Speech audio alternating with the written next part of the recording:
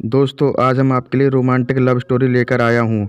इस love story की शुरुआत एक ट्रेन में सफ़र के दौरान शुरू होती है, लेकिन इस सफ़र का अंत कहाँ होता है, इसको जानने के लिए चलिए पूरी कहानी को समझते हैं।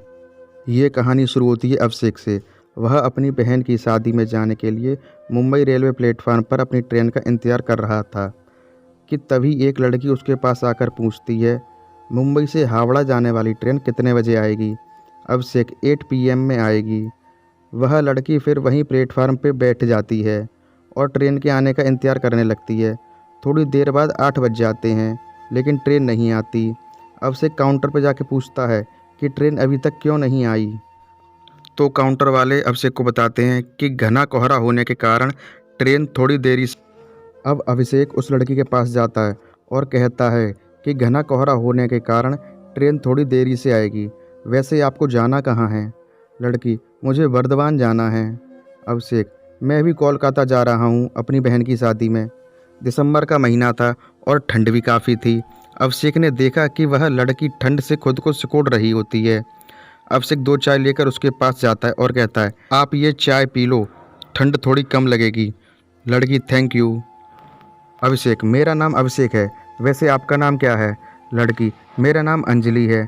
अब रात के 11 बज गए, लेकिन ट्रेन नहीं आई। अभिषेक ने अंजलि से कहा कि चलो हम वेटिंग हॉल में जाकर बैठते हैं, यहाँ पे ठंड बहुत लग रही है। दोनों हॉल में जाकर बैठ जाते हैं। थोड़ी देर बाद अंजलि सो जाती है। अब अभिषेक की आंखें अंजलि को ही देख रही होती हैं।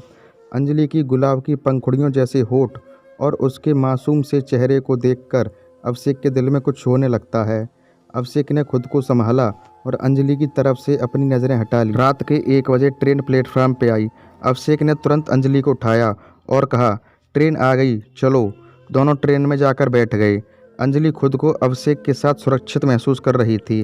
अंजलि और अभिषेक दोनों ने लगभग 1 घंटे तक ट्रेन में एक दूसरे के साथ बातें करते रहे। अभिषेक को अब नींद आ रही थी तो वह सो गया। अंजलि अभिषेक को सोता हुआ देख थोड़ा मुस्कुराती और कुछ देर बाद अंजलि भी सो जाती है। सुबह जब अभिषेक की आंखें खुलती हैं तो वह देखता है कि अंजलि उसके कंधे पर सिर रखकर गहरी नींद में सो रही है। तो अंजलि को सोता देख अभिषेक अपनी जगह से नहीं हिलता। वह गौर से अंजलि के चेहरे को देखता है और अंजलि के चेहरे से उसके बालों को प्यार से हटाता है। अंजलि जब सोकर उठती है तो वह देखती है कि वह अभिषेक के कंधे पे सर रखकर सो रही थी। अंजलि तुरंत अभिषेक से दूर हटी और अभिषेक को सॉरी कहा। थोड़ी देर में ही अंजलि बर्धमान पहुंचने वाली होती है। वह अभिषेक से पूछती है कि तुम्हारी बहन की शादी कब है? अभिषेक, परसों है। अंजलि, और तुम्हारी शादी कब है? अभिषेक, मेरे जीवन में अभी वो लड़की आई नहीं जिसके साथ मैं अपना जीवन बिता सकूं। अंजलि, कैसी लड़की चाहिए तुम्हें? लाओ, मुझे अपना फ़ोन नंबर दो, मैं ढूंढ दूंगी तुम्हारे लिए लड़की। अभिषेक अपना फ़ोन नंबर अंजलि को देता है। ट्रेन अब बर्धमान रेलवे स्टेशन पर पहुंचती है। अंजलि अपना सामान लेकर ट्रेन से उतरती है और मुड़कर अभिषेक की तरफ देखती है। अभिषेक थोड़ा मायूस हो गया। उसका मन कह रहा था कि वह भी इसी स्टेशन पर उतर जाए। ट्रेन अब स्टेशन से चल पड़ती है, लेकिन अभिषेक अभी भी अंजलि को ही याद कर रहा था। कुछ देर बाद अभिषेक के फ़ोन पे मैसेज आता है जिसमें लिखा था, तुम्हारे लिए लड़की मिल गई, उसका नाम अंजलि है और ये उसका फ़ोन नंबर है। अभिषेक ने तुरंत उस नंबर पे कॉल किया और अंजलि ने कॉल रिसीव किया। अंजलि, तो लड़की कैसी लगी आपको? अभिषेक, बहुत अच्छी लगी। अंजलि, तो शादी करना चाहोगे?